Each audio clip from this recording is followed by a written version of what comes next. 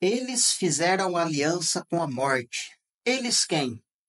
Efraim, o reino do norte, a casa de Israel, fizeram aliança com a morte. Isso está repleto nos profetas. Esse assunto está meio oculto no Novo Testamento, mas está escrito também. Eles fizeram aliança com a morte. Quem? Efraim.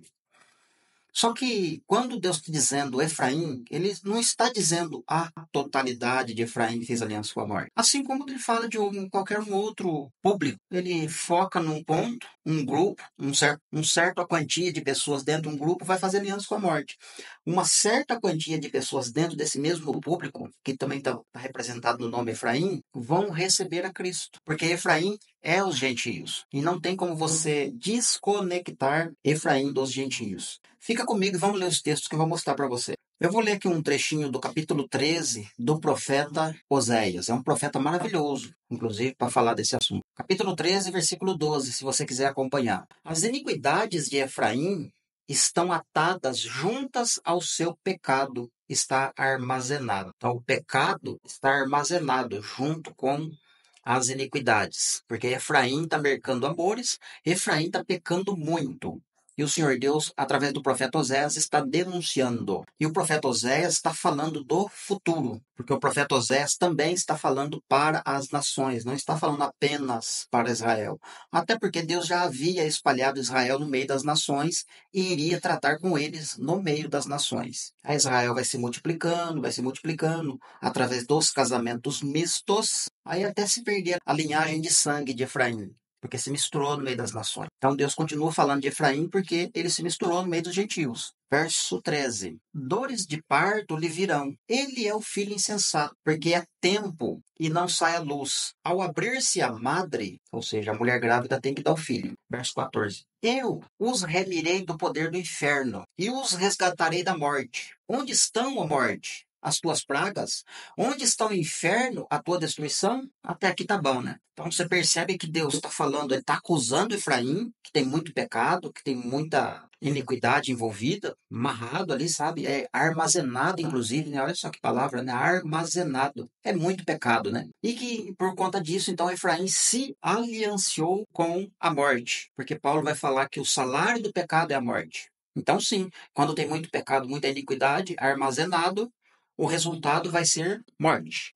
Só que dentre estes que Deus está acusando, tem aqueles que vão receber a Cristo, né? Assim, bem rapidinho.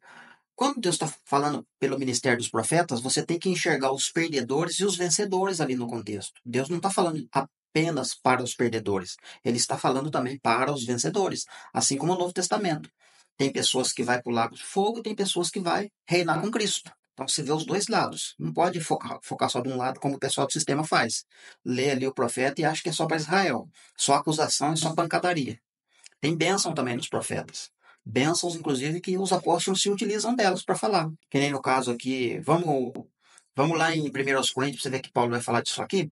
1 Coríntios, capítulo 15, versículo 54. Paulo já Paulo está dando um detalhe aqui, né, do arrebatamento, do dia da ressurreição, como que vai ser. Verso 54. E quando este corpo corruptível se revestir de incorruptibilidade, e o que é mortal se revestir da imortalidade, então se cumprirá a palavra que está escrita. Qual a palavra? Aquela que a gente leu lá em Oséias. Vai se cumprir, porque, ou seja, Paulo está puxando de lá. Vai se cumprir, porque é uma profecia.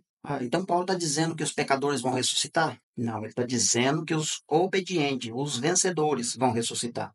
Tragada foi a morte pela vitória. Onde está, a morte, a tua vitória?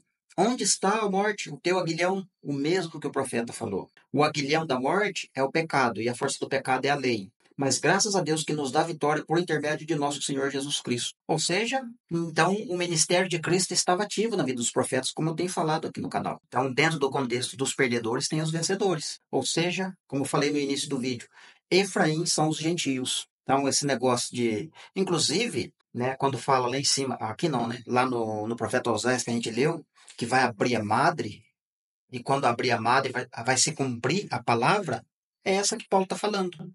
Qual madre que foi aberta? Aquela que abre lá em Apocalipse 12. A mulher estava gritando, né, porque o dragão estava de frente com ela. Ela gritava com dores de parto, até que chegou o momento que o filho varão nasceu e foi arrebatado para Deus. Quem que é o filho varão? É Cristo. Então, se Cristo foi arrebatado, mas está falando da igreja ali. Assim como em 2 Tessalonicenses, que fala da mulher com a parturiente que está para dar à luz, Isaías 54, Gálatas 4, Miqueias 5, sabe? Muitos textos. Inclusive, Jesus fala, né, em Mateus 24, né? Da famosa dores de parto. Que parto é esse? É dessa gravidez que está sendo relacionada pelos profetas, pelos evangelhos, pelo Novo Testamento. E a conclusão está no livro do Apocalipse, lá no capítulo 12. A gravidez vem à tona. Então, quando nasce, se cumpre a palavra. Tragada foi a morte pela vitória. Onde está a morte, a tua vitória? Porque lá fechou. Não exatamente no momento que a criança nasce, o filho varão nasce, mas no momento da ressurreição. Porque a ressurreição é o nascer, é abrir a madre. Nós não estamos no corpo de Cristo.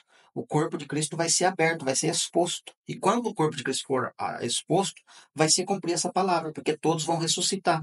Entendeu? Vão ressuscitar, a madre vai ser aberta e aí vai se cumprir a palavra. Tragada foi a morte pela vitória, porque de fato foi consumada a vitória. O povo ressuscitou. Apareceu os vencedores, no caso de Efraim. Beleza?